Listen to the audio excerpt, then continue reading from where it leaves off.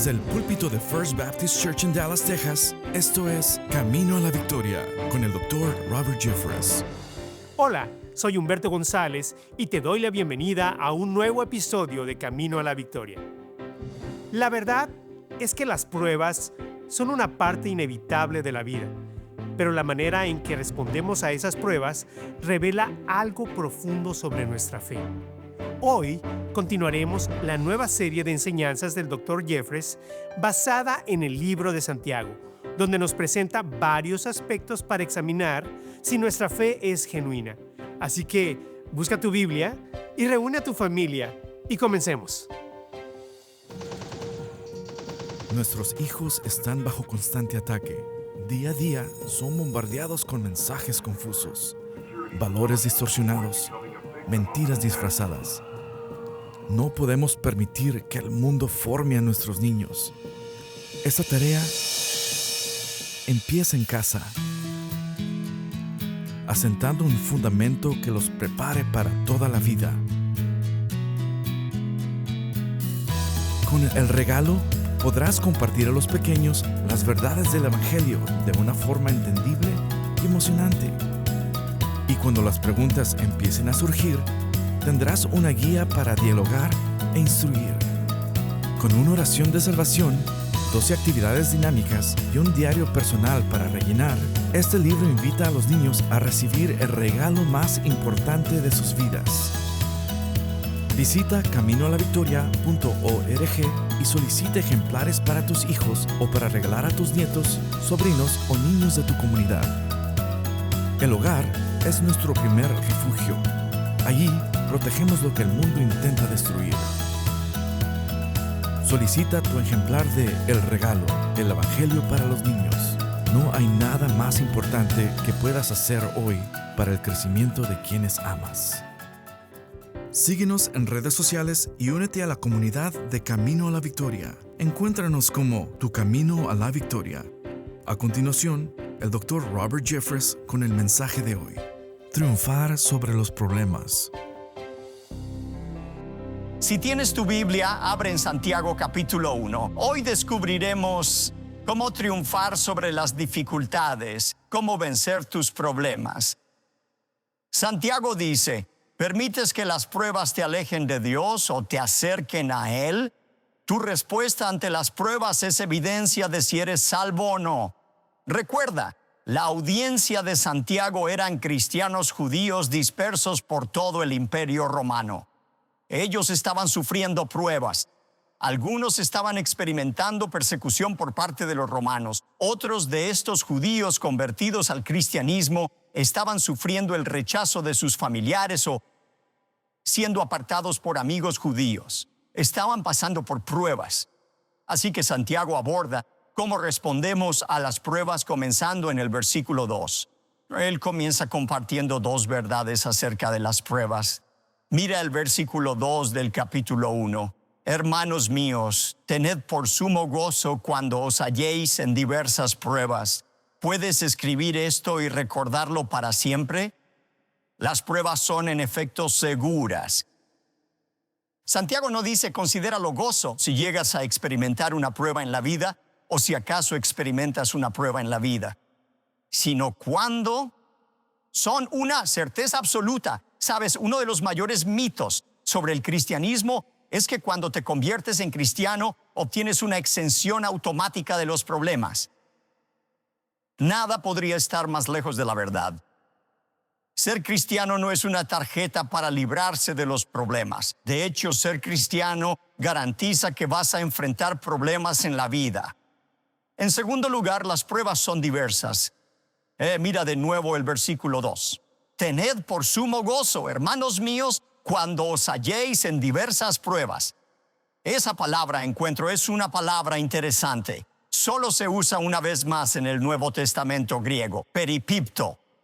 Se utilizó en la historia del buen samaritano. Recuerden, el hombre iba caminando de Jerusalén a Jericó y fue emboscado por un grupo de ladrones. ¿Saben una cosa acerca de las pruebas? Es que son muy descorteses. No esperan su turno para entrar en tu vida. No te permiten lidiar con un problema antes de venir y atacarte con otro problema. ¿Te has dado cuenta de cómo los problemas parecen venir en grupo, todos al mismo tiempo? Job experimentó eso, como veremos en un momento. Tened por sumo gozo cuando os halléis en diversas pruebas. Y eso nos lleva al valor de las pruebas, así que, ¿cómo podemos considerarlo todo gozo? Ahora, permítame aclarar lo que Santiago no está diciendo. Él no dice que cuando vas por la autopista norte de Dallas y se te revienta una llanta, digas, ¿no es esto maravilloso?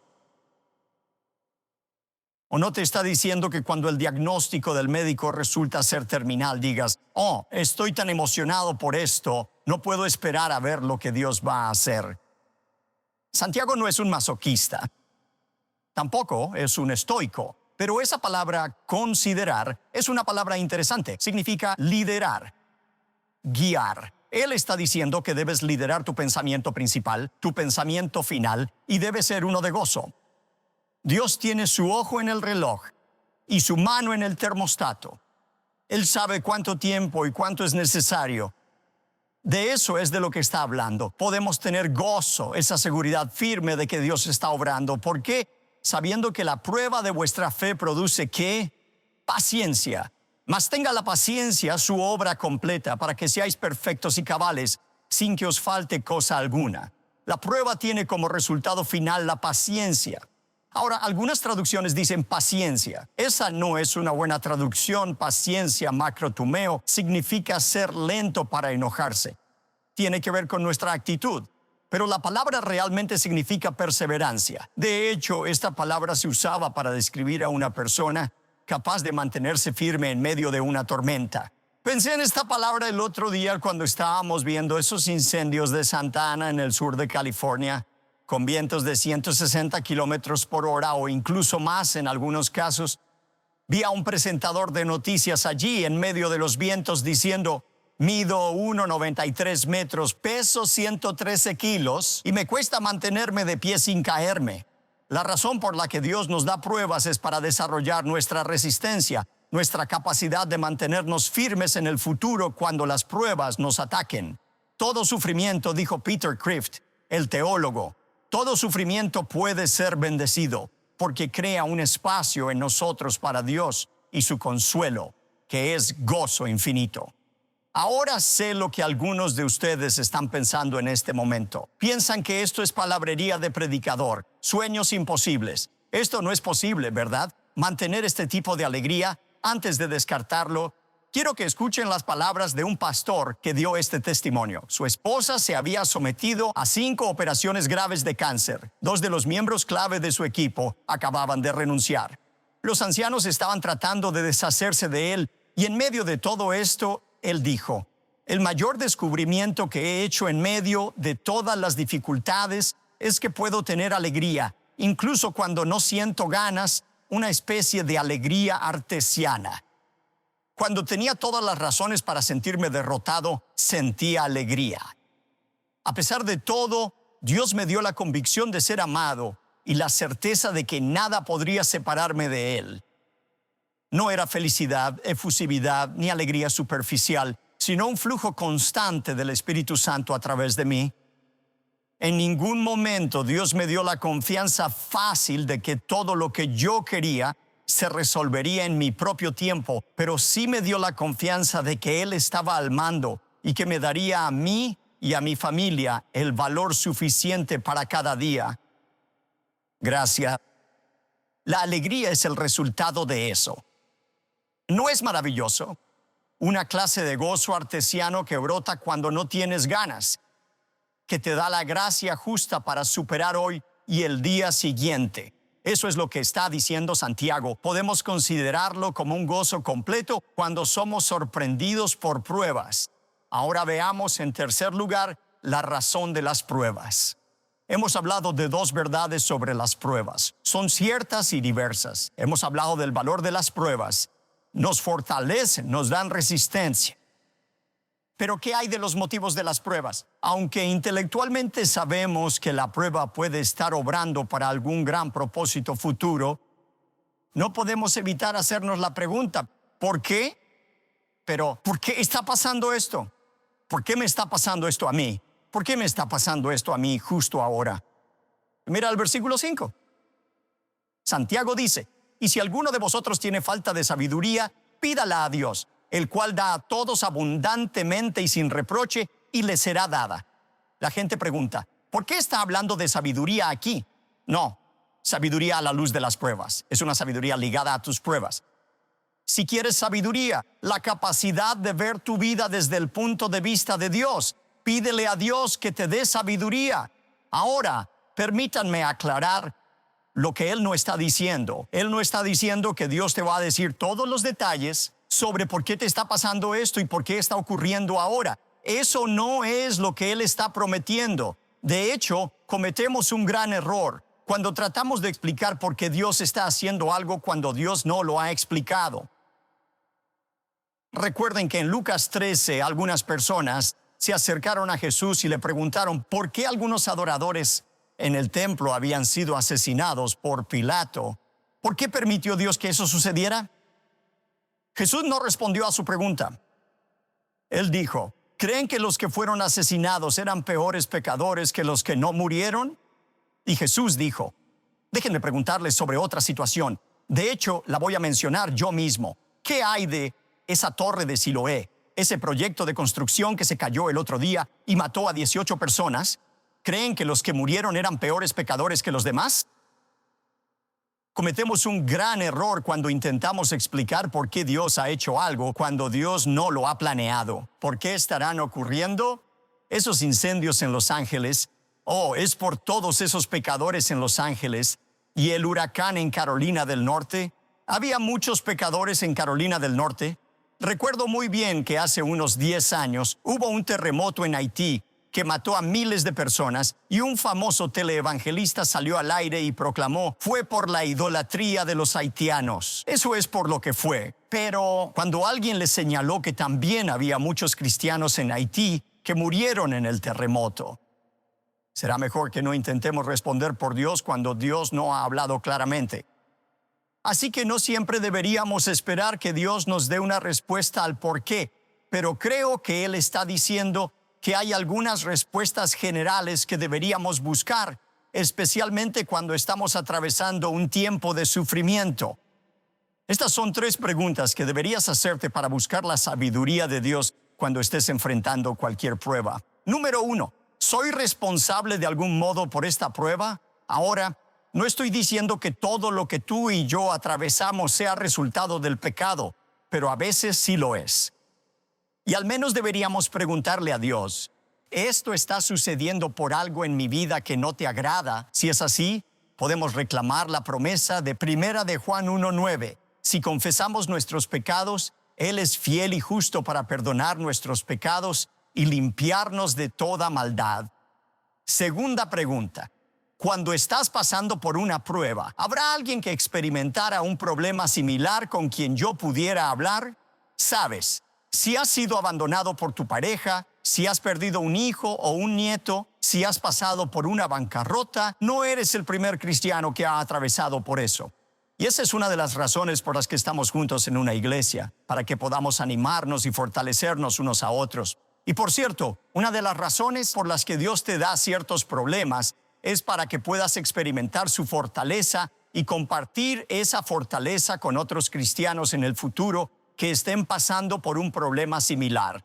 Eso es lo que Pablo quiere decir cuando dice en 2 de Corintios 1, versículos 3 y 4, bendito sea el Dios y Padre de nuestro Señor Jesucristo, Padre de misericordias y Dios de toda consolación, el cual nos consuela. Literalmente, esa palabra consuelo significa fortalecer, quien nos fortalece en toda nuestra aflicción, para que podamos fortalecer a los que están en cualquier aflicción con la misma fortaleza con la que hemos sido fortalecidos por Dios. Una de las razones por las que Dios puede estar permitiendo que pases por este problema es para que tengas un ministerio futuro con aquellos que están experimentando lo mismo.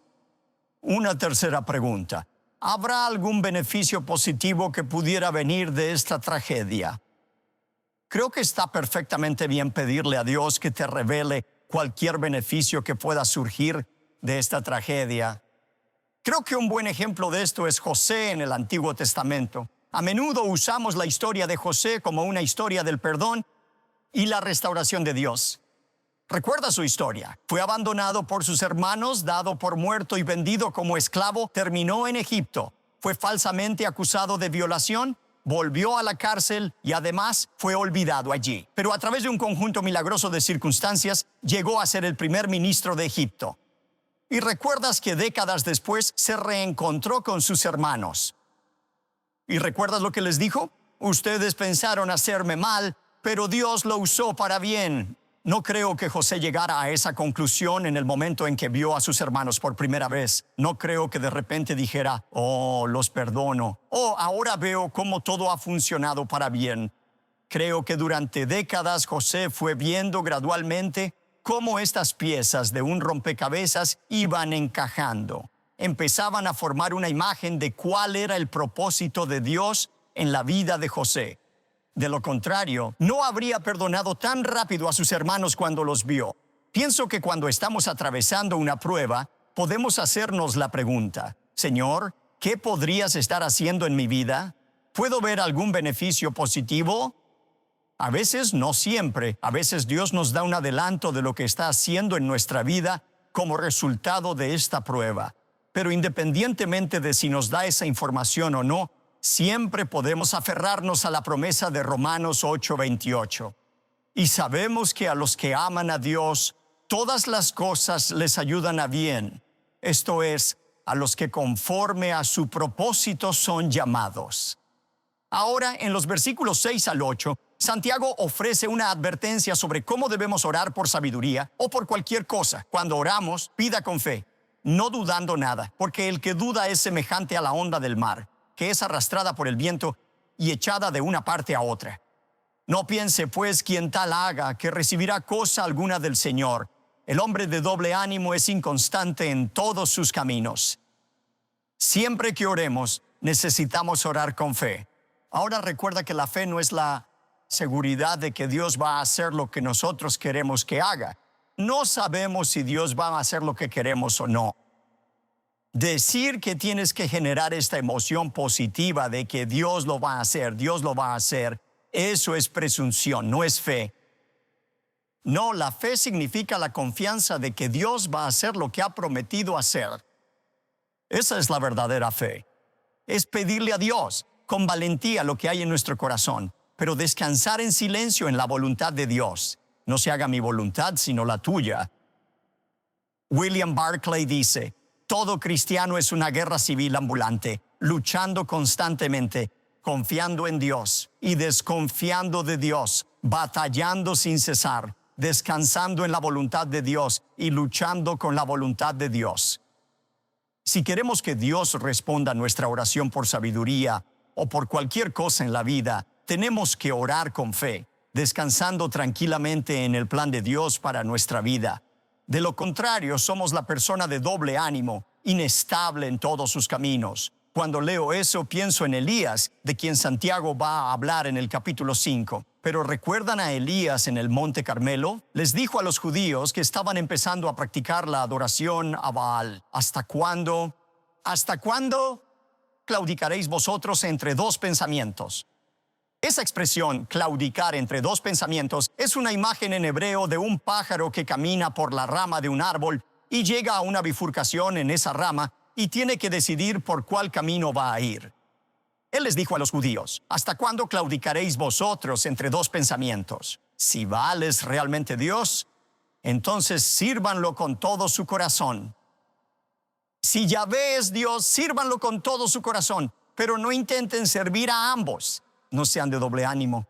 Tenemos que llegar a una conclusión en nuestra vida, damas y caballeros. ¿Queremos la voluntad de Dios? ¿Realmente confiamos en que realmente creemos que Dios sabe lo que es mejor? ¿Queremos la voluntad de Dios o nuestra propia voluntad? Dejen de titubear entre dos opiniones. Hemos visto el valor de las pruebas. Hemos visto a Santiago hablar sobre la sabiduría de las pruebas. Él da una última palabra sobre el tema final en los versículos 9 al 11, y estos versículos parecen fuera de lugar. Escuchen esto. El hermano que es de humilde condición, gloríese en su exaltación. 10, pero el que es rico en su humillación, porque él pasará como la flor de la hierba.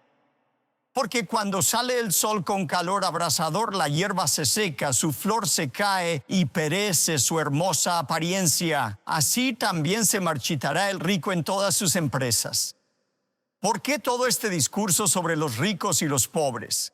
Santiago hablará sobre nuestra actitud hacia el dinero más adelante en la carta, pero esto es lo que está diciendo. Contrario a lo que pensaban los judíos, ser rico no significaba ser favorecido por Dios. Ser pobre no significaba estar siendo juzgado por Dios. Pero eso es lo que los judíos creían. Ellos creían que si tenías dinero era señal de bendición de Dios. Si no tenías dinero era señal de maldición de Dios. Santiago está diciendo que no caigas en eso.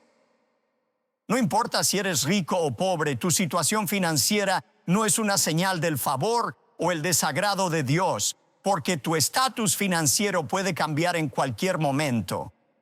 Peter Lowe es un orador motivacional y una vez le preguntó a su audiencia, si pudiera garantizarles que en 30 días serían millonarios, ¿cuántos de ustedes aceptarían ese trato? Todos levantaron la mano. Él dijo, supongan que les digo que en 30 días puedo hacerlos millonarios, pero solo lo serán un día. Después estarán en bancarrota el resto de sus vidas. ¿Cuántos de ustedes lo harían entonces? Nadie levantó la mano. Santiago simplemente está diciendo aquí que nuestra situación financiera, ya sea de riqueza o pobreza, es temporal. Llegará el día en que lo único que importará es lo que tengamos con Dios en nuestra relación con Él. Finalmente, después de hablar sobre el valor de las pruebas y la razón de las pruebas, Santiago habla sobre la recompensa de las pruebas. Bienaventurado, versículo 12, bienaventurado el varón que soporta la tentación, porque cuando haya resistido la prueba, recibirá la corona de vida que Dios ha prometido a los que le aman. Bienaventurado Macarios es la misma palabra que ves en el Sermón del Monte, el famoso discurso que dio el hermano mayor de Santiago, Jesús. Feliz, o más precisamente gozoso, es la persona que persevera en la prueba. Y una vez aprobado, de nuevo esa palabra, dóquimos, que es aprobado, recibirá la corona de la vida. Es decir, hay dos razones para regocijarnos en las pruebas.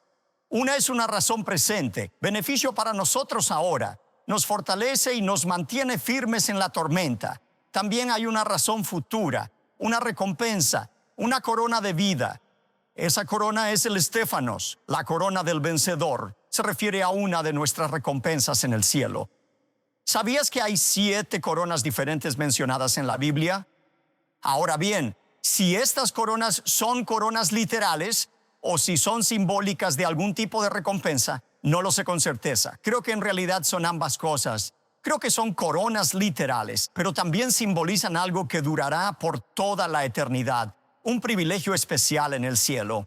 Pero la Biblia dice que un día todos vamos a comparecer ante el tribunal de Cristo para que cada uno de nosotros sea recompensado por lo que haya hecho en el cuerpo en esta vida, sea bueno o sin valor. Y una de esas recompensas es por negarnos a abandonar nuestra fe cuando atravesamos una prueba. No solo el martirio, sino cualquier tipo de prueba en la vida. Cuando decimos, no voy a permitir que esto me aleje de Dios, voy a permitir que me acerque más a Dios, hay una recompensa futura para quienes perseveran. Puede ser también un aliento para otros cristianos. Por eso Dios te está permitiendo experimentar esto. Puede ser también como testimonio para los no creyentes. Pero nunca olvides que Dios está obrando a través de esta prueba. Él tiene el ojo puesto en el reloj y la mano en el termostato. Y recuerda esto por encima de todo, que Dios no es una deidad distante que no tiene idea de lo que estamos experimentando, sino que Él tomó forma humana en la persona de Jesucristo. Y no hay nada que estés experimentando ahora mismo que Jesús no haya experimentado también. Y por eso Hebreos 4 dice, porque no tenemos un sumo sacerdote que no pueda compadecerse de nuestras debilidades. Al contrario, Él fue probado en todo según nuestra semejanza, pero sin pecado. Acerquémonos pues con plena confianza y seguridad, confiadamente al trono de la gracia, para alcanzar misericordia y hallar gracia para el oportuno socorro.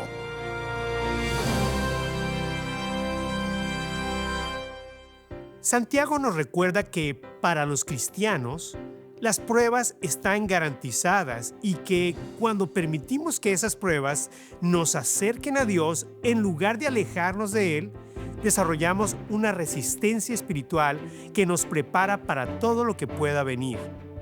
En Camino a la Victoria, queremos seguir acompañándote en tu caminar espiritual con sermones y recursos que te edifiquen. Por eso, hoy te animamos a que consideres hacer una donación, ya que este ministerio se sostiene gracias al compromiso y la generosidad de personas como tú.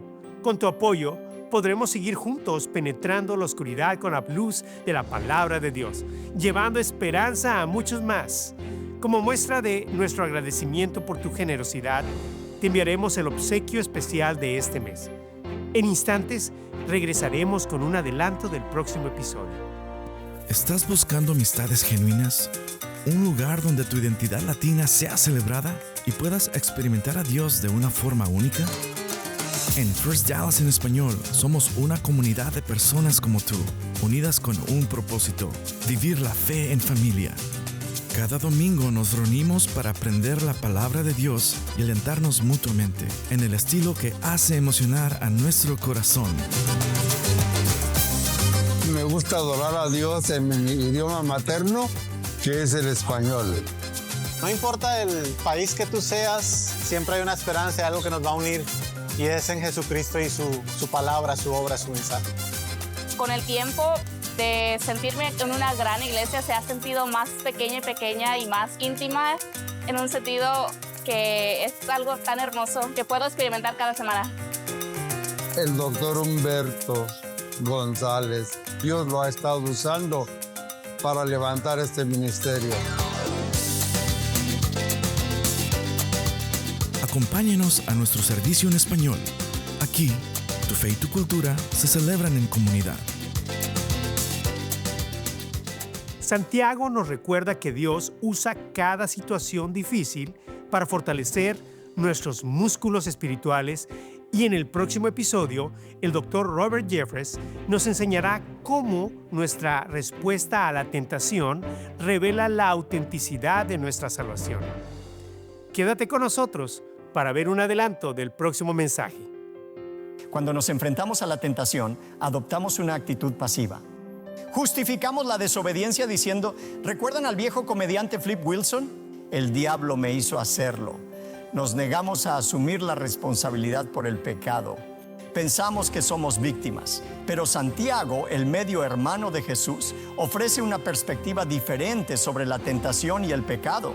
No te pierdas el próximo episodio y acompáñenos junto al Dr. Jeffress en el mensaje ¿Cómo manejar la tentación? Te esperamos aquí en Camino a la Victoria.